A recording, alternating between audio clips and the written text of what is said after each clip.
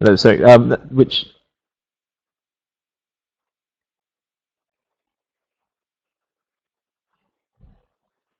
Okay, we've got some people saying that they can't hear me, so I will just stop and uh, allow us to fix the issue.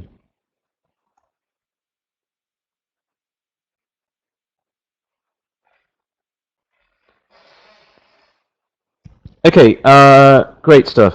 So people can hear me. If you still can't hear me, I'm just going to put this in the chat box.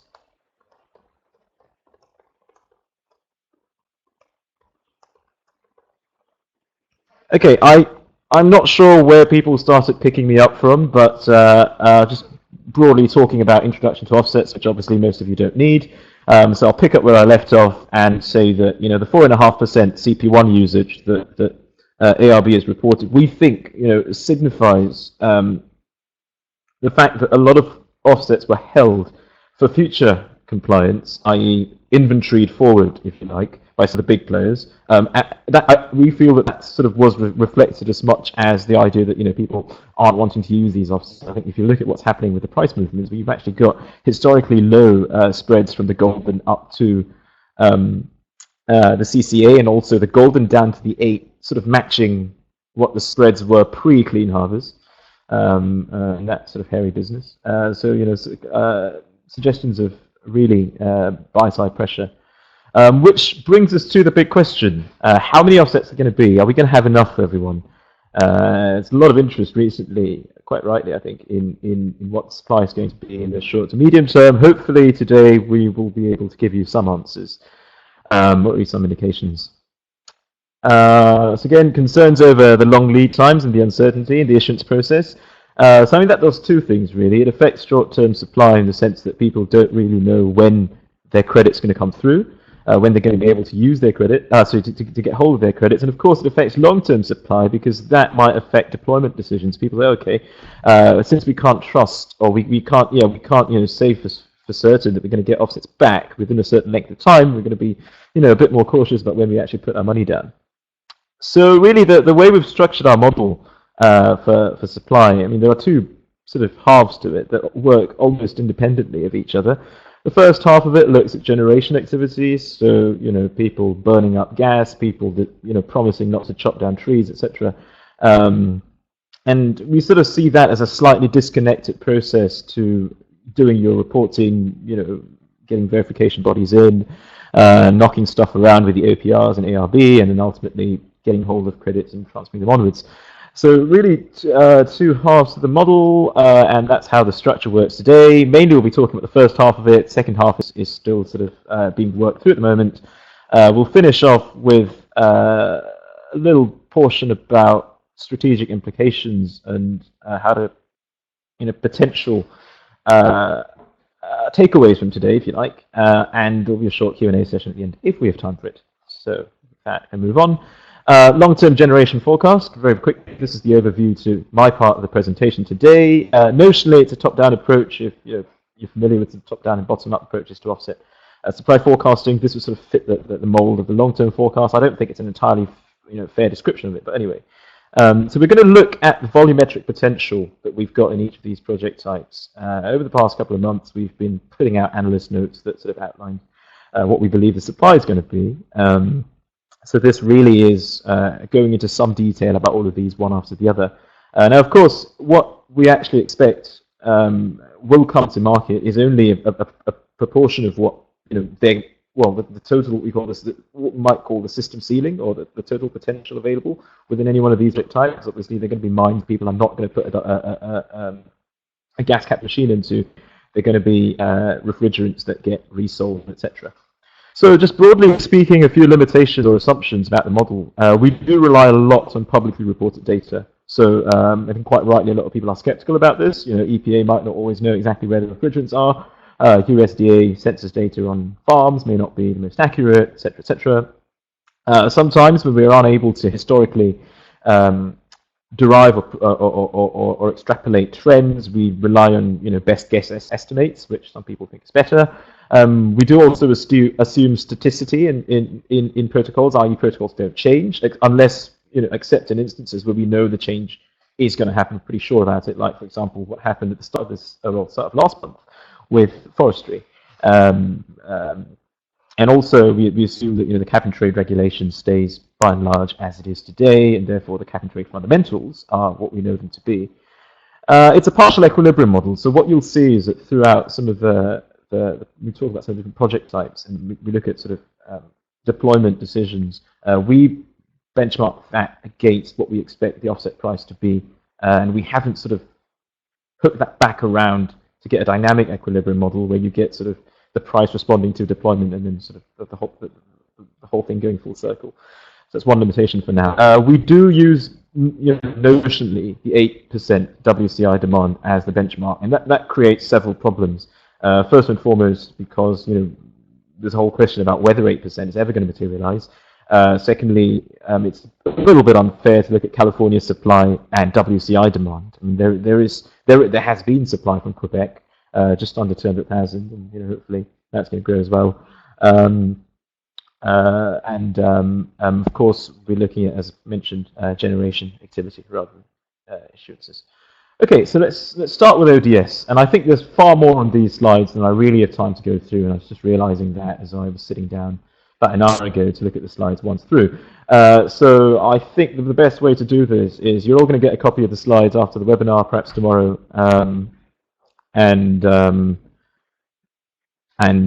if you've got the time for it and the willingness to do it, you can easily go through and look at what's been what we've talked about in a little bit more detail.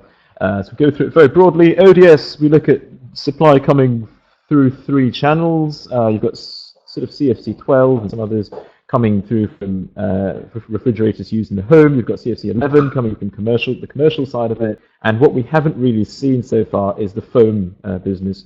We believe we need a slightly higher offset price to unlock that market, but we are going to get a slightly higher carbon price. I think it's pretty sure as we go forward.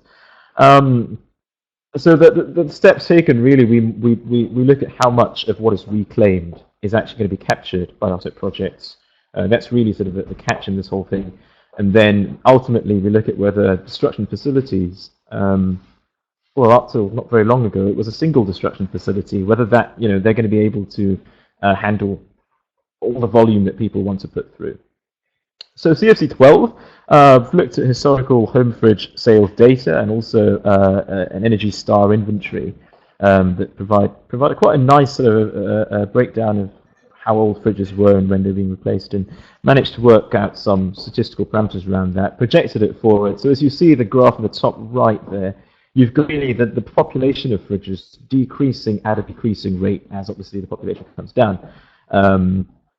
And really, the vast majority of the pre-1997 fridges, pre-1997, we take that as the ballpark year, because obviously 95 was when the restrictions on CFC consumption kicked in. But you can see the vast majority of the pre-97 population really does get retired by the end of this decade. We looked also at the trends in the reclamation of CFC per unit of fridge that is assumed to be retired. We do see sort of a general upward trend since 2009. We just build that forwards, optimistically rising to, in the baseline scenario, rising up to £0.5 per fridge, which we believe is kind of roughly how much CFC12 gets left behind after you're done with it. CFC11, data much sketchier, so we just assume that the total, if you like, amount that's harvested just drops linearly according to the foregoing average over the last 12 years through until it hits 0. Foams, really not much harvesting of that going on, not much data yet. So we sort of go back to the refrigerant R11 and R12, assume that the amount of foam available is a simple relationship to that, roughly between 1.5 and 2 times, depending on the scenario, what there is in the refrigerant material. So now we look at the capture rates. Oh dear, so much detail here. It's really a regression that basically we look at the CCO price as well as the demand for used CFC, which in turn is proxied by the number of pre-97 fridges we see around as we go backwards to go forwards, if that makes any sense, to up to a point where the project capture goes up to 1, i.e. everything that is reclaimed is not resold and is not sort of lost. It goes into the generation of CCOs. That kind of happens really in the early to mid 2020s, if you look at the graph below, sort of projection. For foams, again, much sketchier working with foams. We just assume that $18 per ton is the baseline, and that's the average price at which most people, developers out there are going to find it viable to destroy these things. And we use a standard deviation of 3.6 to work out how much foam is going to be captured by offset projects. Now, the key difference here is the optimistic scenario, because it sets the viability price much lower, is able to catch on to the market before sort of the flow of pre-97 fridges really dies down in the early to mid-20s. So you actually get the bulge appearing in the early 20s, which you don't really get for the other project types. So it's quite a bit more foam coming through in the optimistic scenario.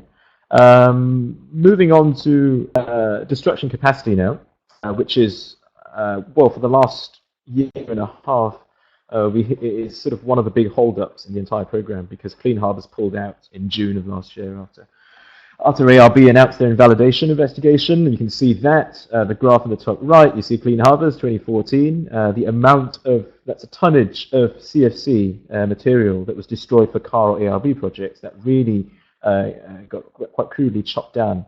I don't think up to this point we've had any sort of CFC destroyed at Clean Harbors generating credits yet. We hear there are a few projects in the pipeline, so hopefully that means they're back. That's the baseline scenario assumption as well, that you've got the A-gas facility, which does roughly between 100 125 tons a year, possibly growing a little bit. So the baseline starts at 375 tons for this year, going up through 450 by 2019.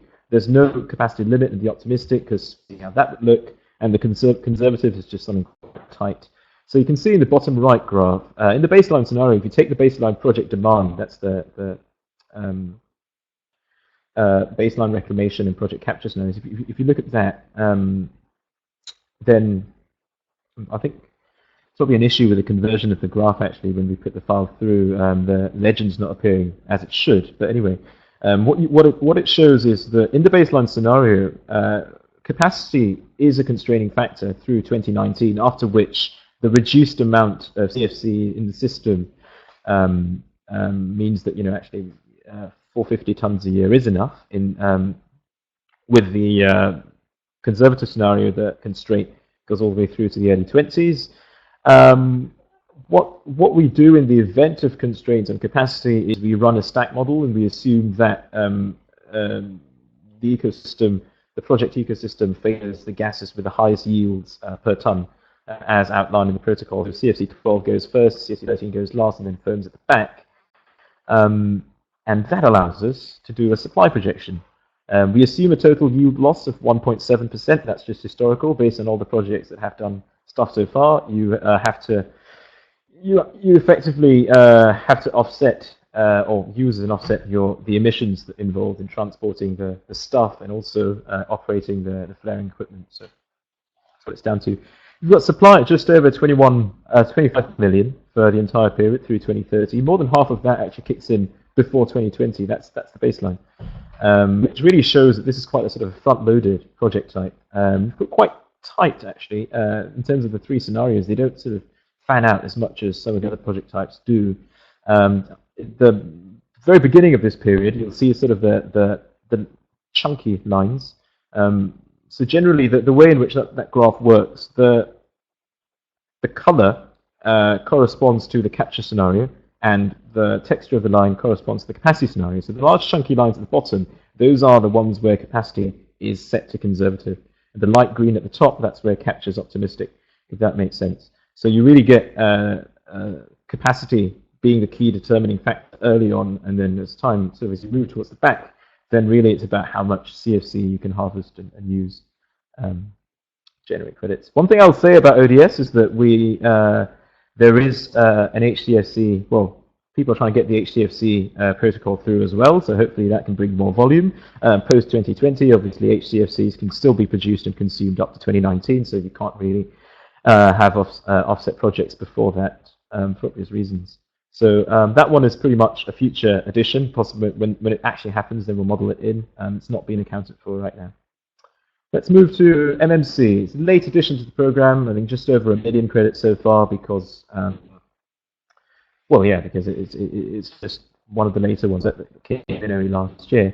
So with this one, so with mine, methane, and livestock, the approach is quite straightforward. Well, so it's not straightforward, quite similar, in that we apply a financial viability test to look at, how many projects conceivably could be deployed in each year, and we also apply performance coefficients to model for, or just the movement in how much volume comes through projects that are already in the system. How much detail do I want to go into here? Not that much. So what we do is look at overall coal production in the country. We assume that the emissions from the largest mines relate linearly to that. I mean, I know it's not entirely true, but it's the intuitive thing to do, if you like. So there's a multilinear regression here, which relates coal production to 3 different factors. That's GDP, the difference between the dark spread and the spark spread, and also the amount of non-carbon power use across the country. Again, it works nationally rather than more regionally, quite a broad brush thing, really. And doing that actually allows us to potentially model for what the effects of the Clean Power Plan may be. You see sort of more non-carbon power usage coming on. You look at what impact compliance with CPP may have on the diffs or the spreads. So you get really the coal production dropping down by about 30%, I think, 27.9% over the 2020s. And that reflects itself in the amounts of emissions that come out of, I should say the sample size here is the 120 or so largest active mines that is in EPA's database. Of course, whilst I put it out on the slide here, you've got 48 million in 2020, 34.8 million in 2030. That's not the same as saying this is actually, what if we exploited every single opportunity, every single mine, the actual volume we're going to get. You've got capture rates and stuff like that as well to think about. Abandoned mines, so again, we're using an EPA database. We locate the individual entries along a trajectory which we have assumed, which basically takes the mine emissions down to 20% in the long run, which is roughly what the secondary literature tells us is the sort of the abandoned mine, emissions from abandoned mines. Again, you get quite a significant and stable emissions profile around about the 40 million mark, declines slowly over time as well. Financial viability, a whole bunch of assumptions here. We do adjust the revenue for invalidation, so it would be an interesting exercise to take invalidation out of it and see what the effect on deployment would be. Haven't done that yet, may do that in the future. So we assume that the NPV for the projected returns need to exceed the NPV for costs by 30%. So it's a 30% investment hurdle, 7% rate of time preference. The thing with all of these projects, livestock, mine methane, is that there are multiple use streams, and the key difference, I think, for mine methane is that if you sell the gas, you can't claim any credits for that, which is sort of a complication to work through. But we believe that still, in the long term, if the carbon price just keeps rising and rising, there's a strong argument to be made that that's going to be much more lucrative than gas. So by and large, the assumption here is whatever is deployed is going to give you 100% carbon rather than gas. Except for obviously what is modeled for under the performance exposure scenarios. We also cap the number of new projects that we put into the system every year. It's quite a low cap, actually, I'll be honest, 6 per year in the baseline, just because we haven't seen any volume come through yet. And also, there aren't that many active developers sort of fishing around. You think about forestry, there's 5, 6, probably actually even more project developers reactively looking to put new projects online. I think once we see a bit more uptake, we'll probably change that assumption as well in our model. The uneven profile you see in the top right graph, that's just a function of a 5-year assumption that we've made in the model that should really be smoothened out in reality. So, performance scenarios. You see 3 scenarios there again. The high attrition scenario, which is the conservative scenario, really sees volume fall away through the second half of the 10-year crediting period, and we also assume that the project doesn't really continue on into year 11. With the other 2, you've got sort of gentler performance declines, and also does continue on, albeit with a big step in year 11 to model for potentially people not renewing crediting periods. And that gives us a supply projection of just under 100 million in the baseline, with the volume peaking at just over 8.5 million in the sort of mid-2020s. The lower bound is actually a lot lower. And that really has to do with the fact that it's quite an uncertain projection right now. We've set the parameters quite broadly, simply because it's a project type which we don't really have that much empirical data for in the California compliance context. At the beginning of the period of the question, what really, again, the legend is completely messed up with the upload. Apologize for that. But what you do see is that pretty much the 9 performance curves are really differentiated by the color, which goes back to what we were saying earlier, really. That for this one, actually, deployment is the big deciding factor in the early years, and obviously then performance kicks in later on.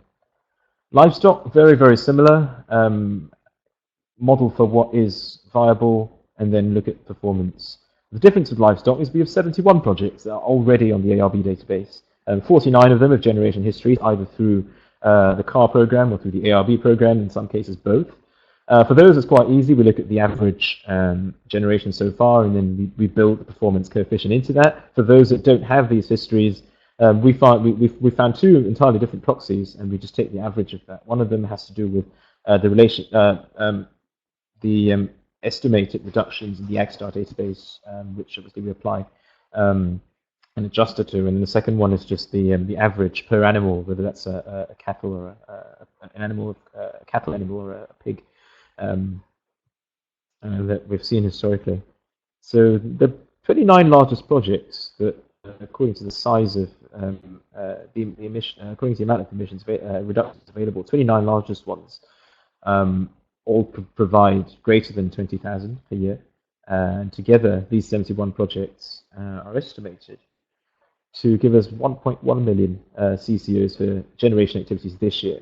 So that's, to be clear, that's not 1.1 million credits issued for livestock projects in 2015. It's 2015 activity giving us 1.1 million credits. So we'll probably see that next year, the year after, depending on how people structure their reporting and verification. So new projects. And there are still a lot of other digesters. If you look at the USDA digester database, there are quite a lot of other digesters around. Most of them are very, very small, so they don't really meet, talk about the next slide.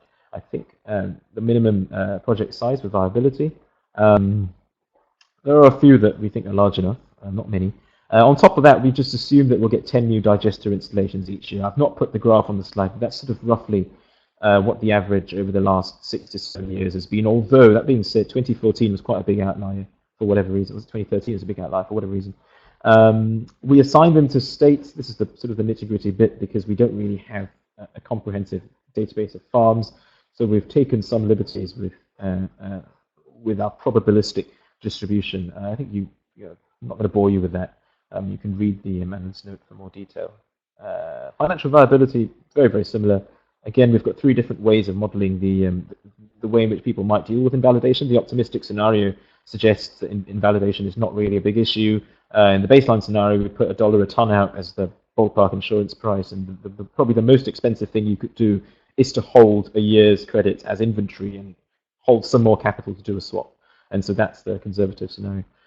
Set the deployment cap at 12 projects, which actually is something that if you set the deployment cap at 12 projects and you use the viability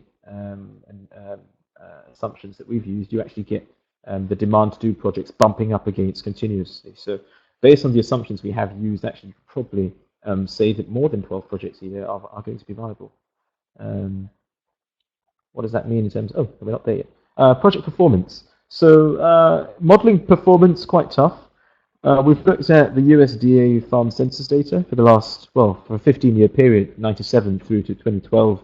We've looked at, different changes in different parameters, looked at changes in overall population, changes in how much of the population is situated in farms of the largest category, and also the number of farms in the largest category. And we've used all of these as proxies for potentially how much some of these farms that host digesters are going to grow, or potentially what the risk is of them shutting down. That's part 1 of the coefficient. Part 2 is, again, similar to MindMethane, just the risk of non-continuation, or just digesters blowing up and stuff like that.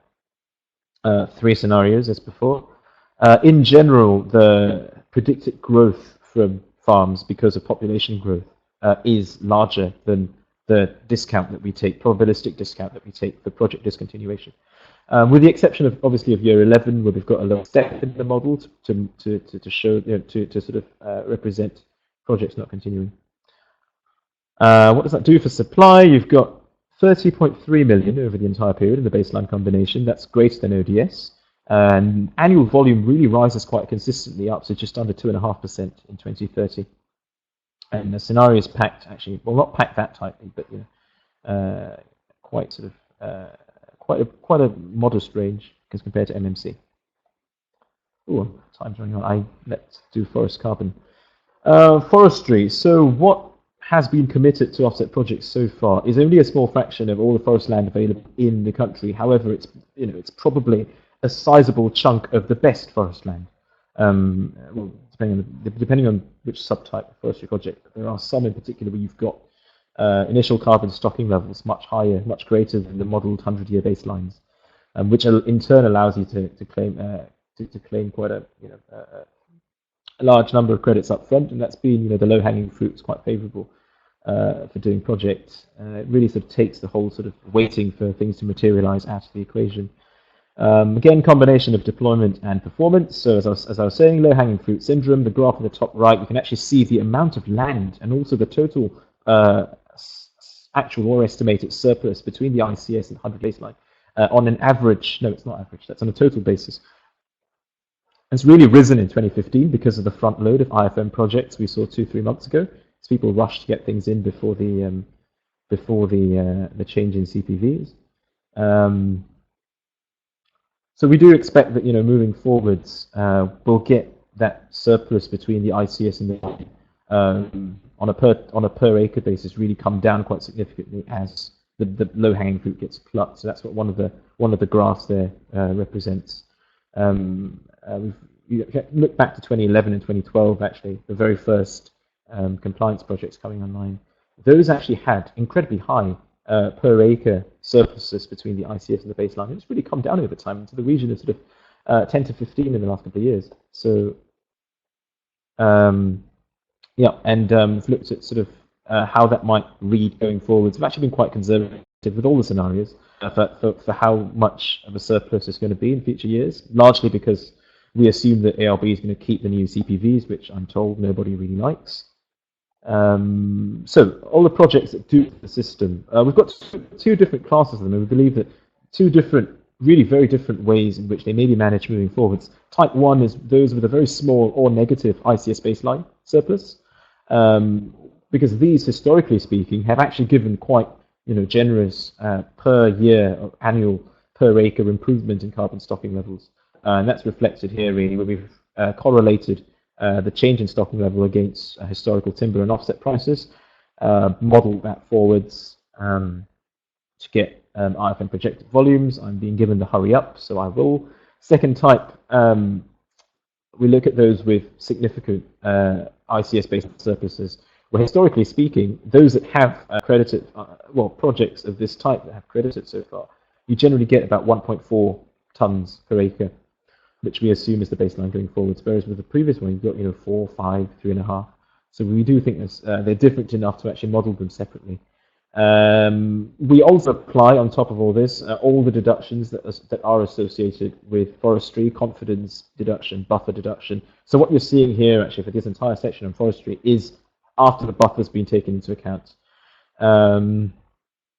There's also a non-performance coefficient that we artificially attach to this. That's a probabilistic coefficient because we believe that a lot of the time when we're reading some of this data out of what's historically happened, there would have been a lot of projects which actually may not have produced any improvement at all. And because of the way forestry works, you're in a position to credit only every 6 years if you so wish. There might be actually projects where the value is 0, so that might actually produce a negative. Sorry, might actually produce a positive skew if you just took the projects that have completed the process. Avoided conversion, not very much historical data. We just assume 25,000 tons per annum in the baseline scenario moving forwards at the baseline level of carbon stocking. And that volume that you see actually rising up past 1 million at the turn of the decade. Potentially stable volumes coming out of there. Reforestation, not quite. Not very many projects. Again, if you take a 5,000 acre per year deployment assumption, then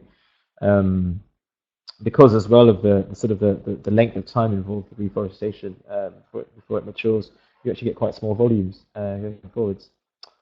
So overall, what you see with supply, you've got the large front load, as I talked about, because projects can credit for the surplus up front, and you've got all these projects rushing through earlier this year. You're going to get quite, this cliff really over the next couple of years. 165.1 post buffer over the entire period. Nearly 50 million of that is going to come in the next 3 years, or for generation activities the next 3 years, assuming the large IFM front load really does come through. Yeah, you've got the lower bound, the upper bound, as you can see on the graph. With this one, deployment is much less of an issue in terms of determining what supply is going to be, because a lot of the projects have just been deployed. So performance is probably the critical variable here. Other project types: urban forestry, rice cultivation, economics really not in their favour.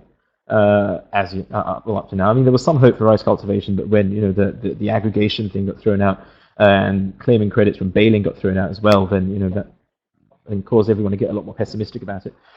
So we've just assumed really ballpark figures, couple of 100,000. The curve there adds up to 1.5 million in the baseline from now to the end of 2030.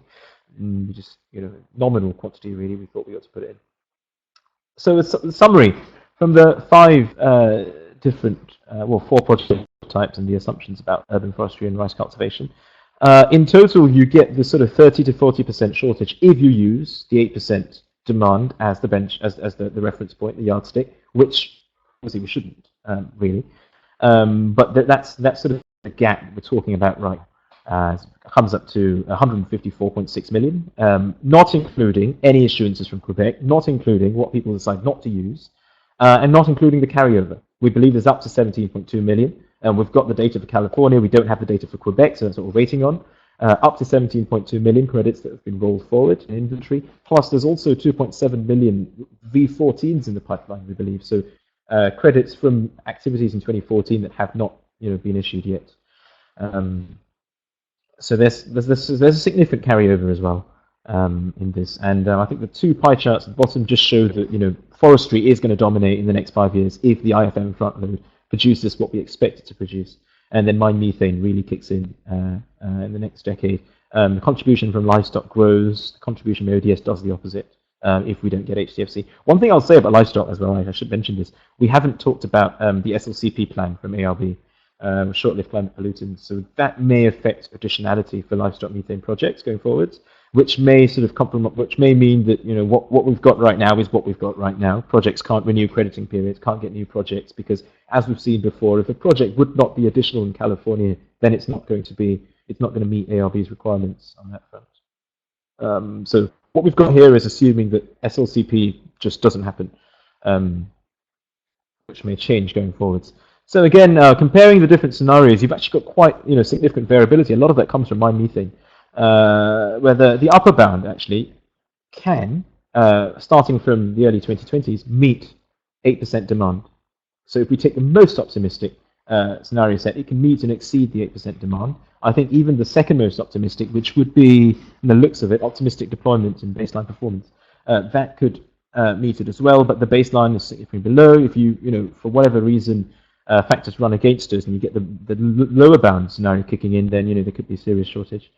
The large differences between the different scenarios really, I think, reflect a lot of uncertainty in the market. People just don't know if or when certain projects are going to be viable, so we don't know when that volume is going to come online. So it's deployment where, qualitatively speaking, we hear a lot of stakeholders saying, well, we don't really know. Invalidation, long lead times, regulatory exposure, etc., clean power plan. So I think I'm going to hand over now because I've gone on for way too long. Rohan is going to take over the next bit to talk about how we translate these long-term generation trends into short-term estimates, issuance projections.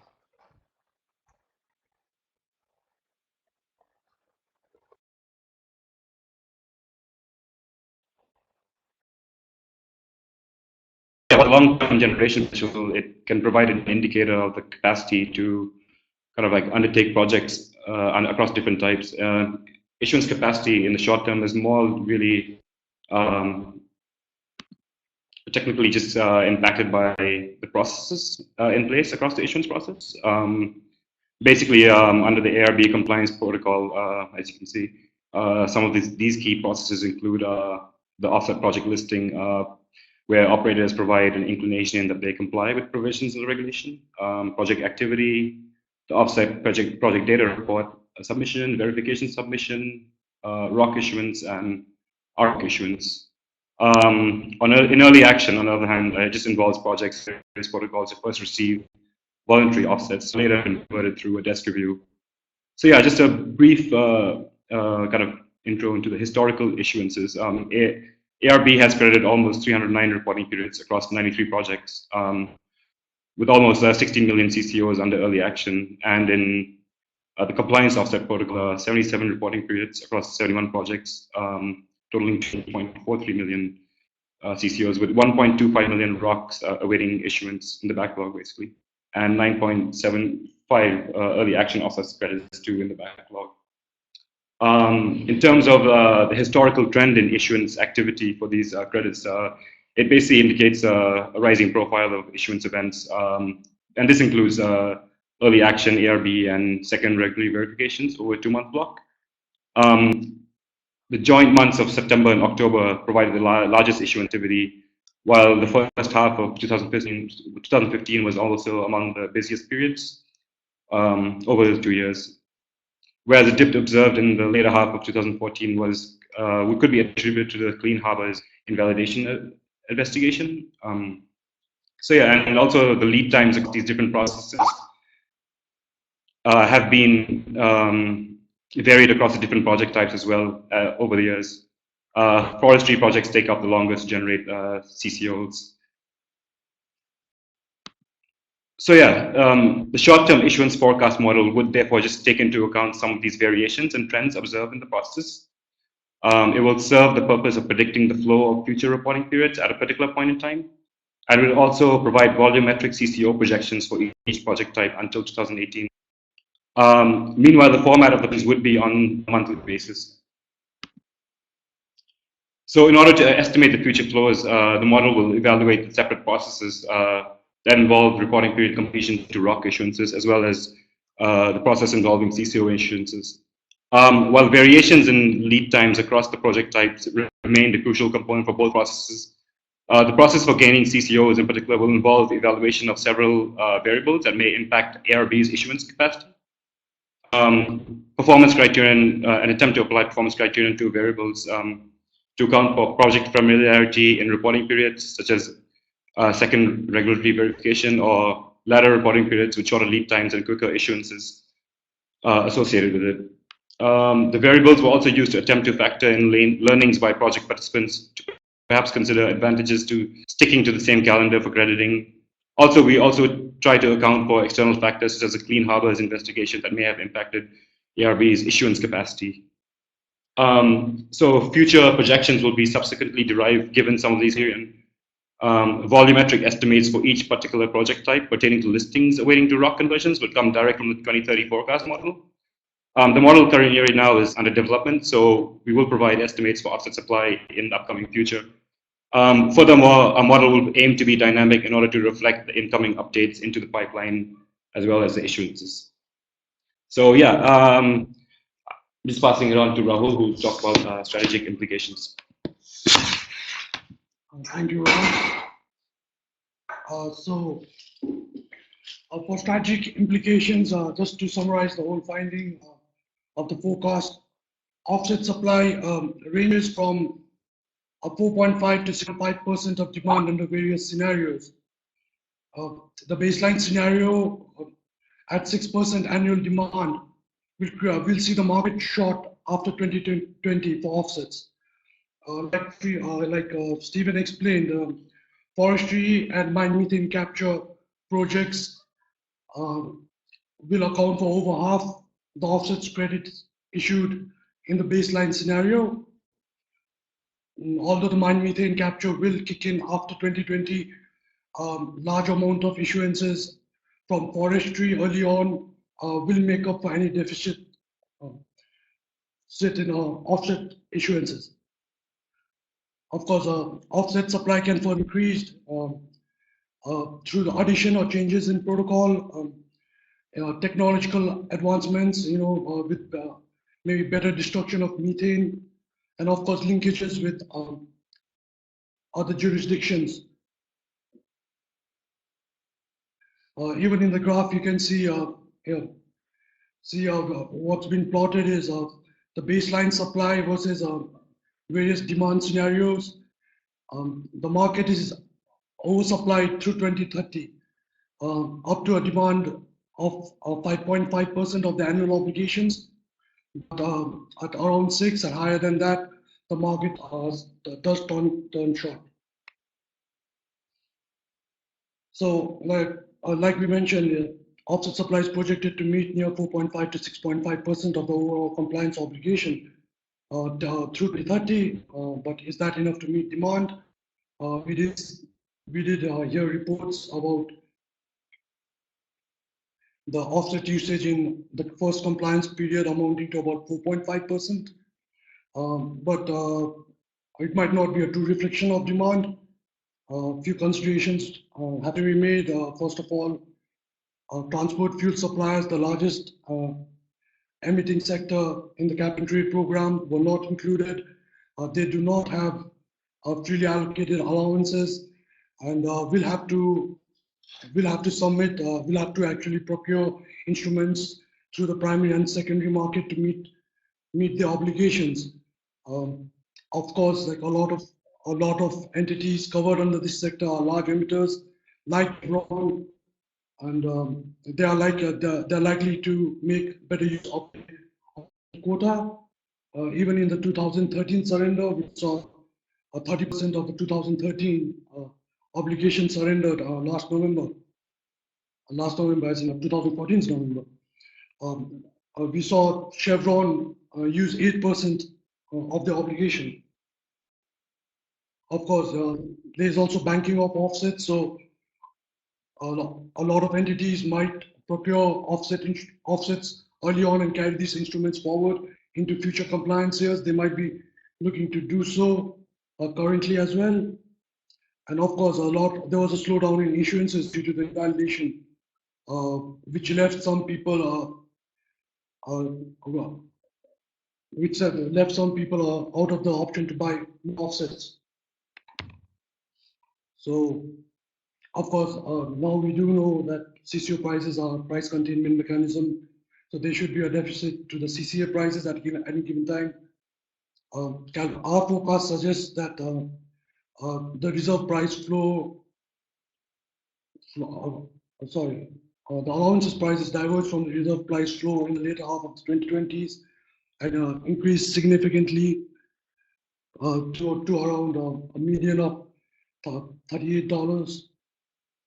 So if then the question remains, we know that CCA prices provide a cap for CCO prices, but whether they do support CCO prices at higher levels, and whether the prices will float due to the higher CCO prices, it's something that we have to look more into, and we'll probably get back to you all on this again. So coming, just a quick overview of what we do and how we can help you. Well, CaliforniaCarbon.info provides subscribers and clients knowledge support for informed decision making. Our services include news and data on current market events and analytical models, which increase foresight on long-term uncertainties. We also developed a host of data suites that provide interactive graphs and charts that will allow you to make easy assessments of data. These include data suites on offsets, on compliance surrenders, on emissions, and on auctions. Of course, we have a lot of analytical forecasts as well. We have the forecast of covered emission of WCI to 2030. we forecasted WCI allowance prices through 2030, and of course, we have the offset supply forecast now as well. Some forecasts are dynamic and interactive, which allows users to play with the data and come to their own conclusions, build their own scenarios. These include the 2030 WCI allowance price forecast as well as the short offset forecast that we are working on currently. We also provide a customized analysis, upon request. So thank you for attending the webinar. The links to the forecast note and also other websites that Climate Connect runs is provided on the slide, which will be shared with all the audience by tomorrow. So we've come to the end of the presentation now. I think we still have a little bit of time to take questions. So if you have any queries, please do type it in the chat box and we will answer it the best we can.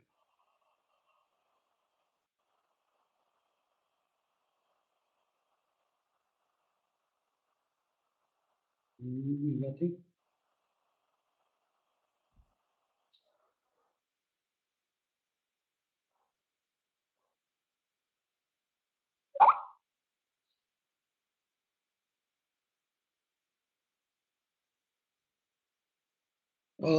Yeah, I mean, we don't take verbal questions, so you'll have to type it into the chat box, yeah.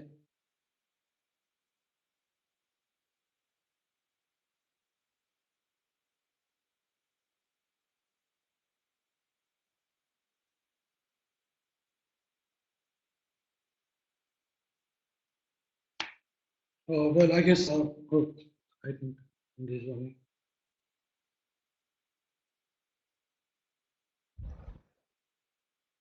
Yeah, we've got about 10 minutes, haven't we?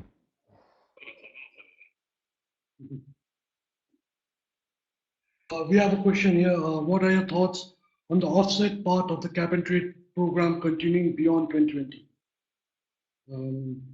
I know. Stephen, yeah, why don't you take this? Well, I think it would suck, wouldn't it, if it wasn't part of the program going on beyond 2020. So, no, I think the message has been quite clear in the last years that this is a very valued part of. Again, I think we have heard ARB say, oh, maybe it's not really worth our time, or the big desk review processes are a big headache. But I just think it would be quite a lot to strip it out of the program. The big uncertainty for post 2020 with offsets would be whether or not EPA allows a cap and trade program with offset usage to be California State Compliance Plan for EGUs. So we may be in a situation where EGUs do not get to use offsets. Brings down demand from the 8% scenario by about, roughly speaking, about 20%, depending on how you see the relative emissions between the various sectors. I'm probably not the person to ask on what our forecast says about these two sectors, about that sector. But no, I think I think we've got a good program that continues beyond 2020. I think the big question actually is what happens when we get several linkages, not just Ontario and Quebec, which we already have. Are they going to be net buyers? Are they going to be net sellers? I think from what I've heard about Quebec, I mean, what I've seen of Quebec and what I'm hearing about Ontario, both of them are likely to be net buyers. I think well, certainly in the early years while they start up, but that for me is a more interesting question. Because if you get linkages with far more states in the US, where actually a lot of projects are already located in these states, think about it, Washington. I mean, essentially, the offset pool isn't going to grow. If you get more US states linking up, demand is going to grow. And the question becomes, if these other states say, let's have our own offset program, and that offset program doesn't have to live with CARB's additionality rules, then it's CARB good idea. That for me is the uncertainty.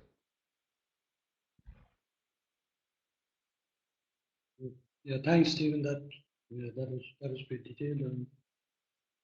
Any more questions? I guess we still have some time left on the clock.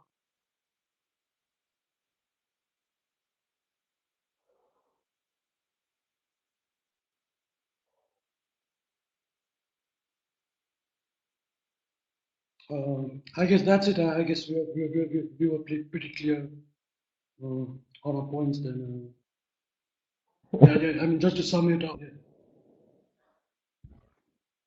yeah, the bottom line is, yeah, the supply in California is expected to meet about 4.5 to 6.5% of the demand under the pessimistic to optimistic scenario. This does not include effects of new protocols being added, changes made to the existing protocols, technological advancements, and linkages like Stephen pointed out. Yeah. So I guess we'll close this now. Thank you all for joining. If you do have more queries, please feel free to email us. We'll get back to you with more developments on this forecast, especially the short-term model and the demand and prices for offsets. Thank you.